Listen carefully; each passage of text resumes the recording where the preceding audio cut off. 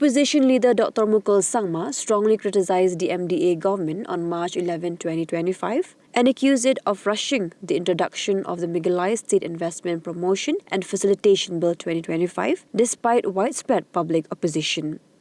Speaking to the media, Dr. Mukul expressed deep concern, suggesting there were grounds for suspicion and distrust regarding the bill. He emphasized that instead of pushing the bill forward hastily, the government should uphold the existing Land Transfer Act and ensure that no provision undermines the protection of Meghalaya's land and resources. Irrespective of what the government may think, in as far as the approach adopted by the government is concerned, you already have a land which was conceptualized, debated, discussed upon, and eventually given the shape of an act through legislation of this August House to regulate transfer of land, the Meghalaya Land Transfer Regulation Act. Now, over and above that, any act that supersedes the mandate of that law which I referred to, obviously need to be looked at with certain amount of skepticism, suspicion, and concern will always be flagged. I think you must have seen in the House how the House has been witness to this concern about this approach of the government adopted. Now, see, in respect of Meghalaya, the land is something which is close to our heart, because the whole blessings of God also revolves around inheritance, and the inheritance also revolves around land. Thou shalt inherit the land. That is what the scripture says. Therefore, it is very important for us to see that the land that we were privileged and fortunate to have, I'm sure God has led our forefathers to this particular land, and that's how we inherited.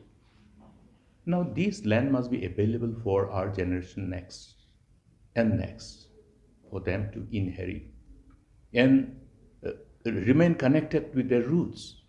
What happens when people go outside, go beyond the boundaries of the state, go beyond the boundaries of the country, go abroad, become somewhere be in search of livelihood, or sometimes people do tend to become adventurous. They go outside other countries.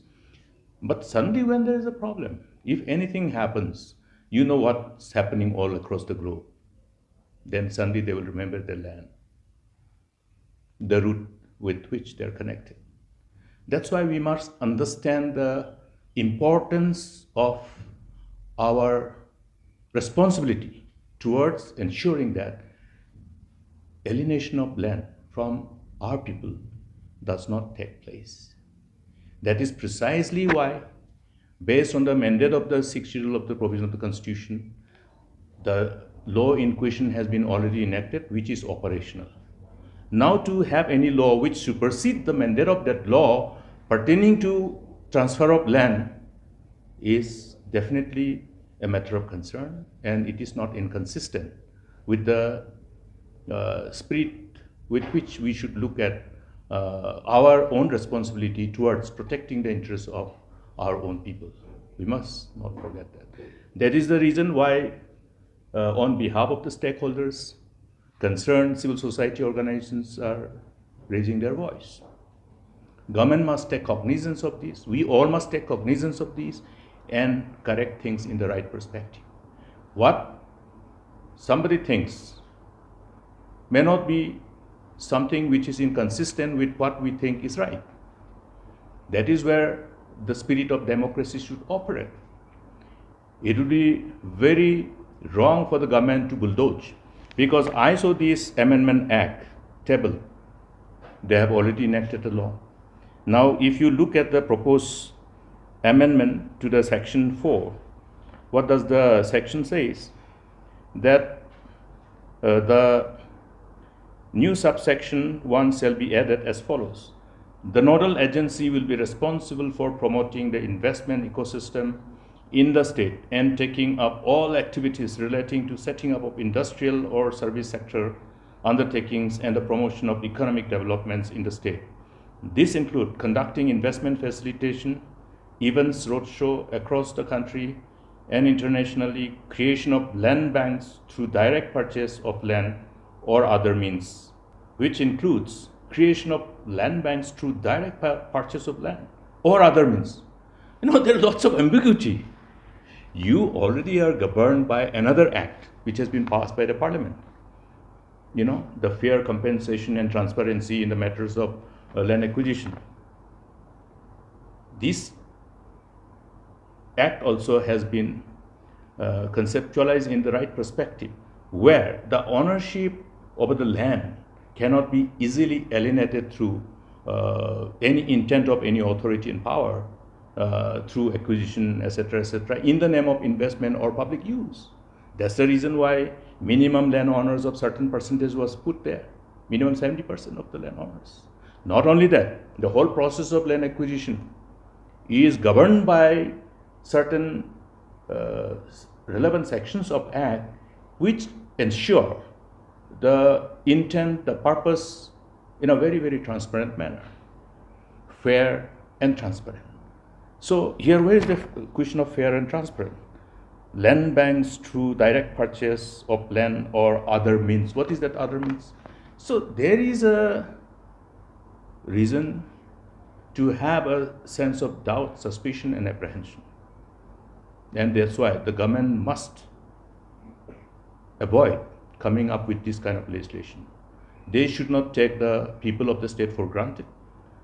Just because they are in numbers, it doesn't mean that they should take the House for granted also. Even the voice of few of the members of the August House must be actually taken cognizance of and must be given weightage in true spirit of respecting and honoring the sentiment of the people of the state. So this is a law which the government must avoid from further moving ahead, and the proposed amendment of the government also is subject to amendment by the August House.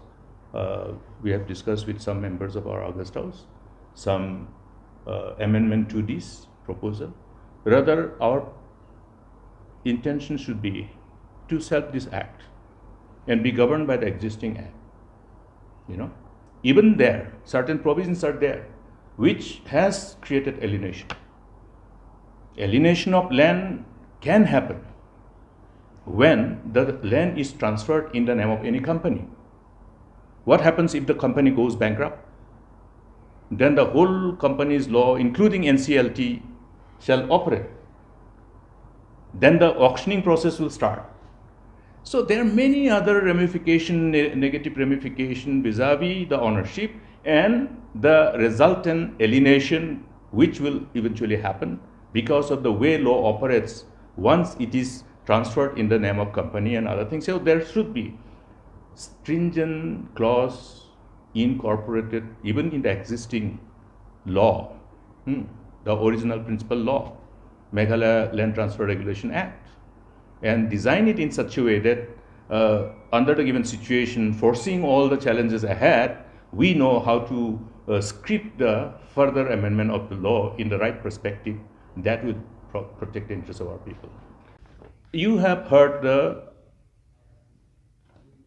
members articulating this concern very eloquently, with concern and seriousness, you see. So you have to understand why this issue is being articulated in the August House during our submission with a quantum of seriousness and concern, because you got to have the power of anticipation. If you do this, what is going to happen 10 years from now, 20 years from now, 50 years from now? So it is therefore our binding responsibility to see that we prevail upon friends amongst the responsible elected members, and good sense prevails in the larger interests of our people.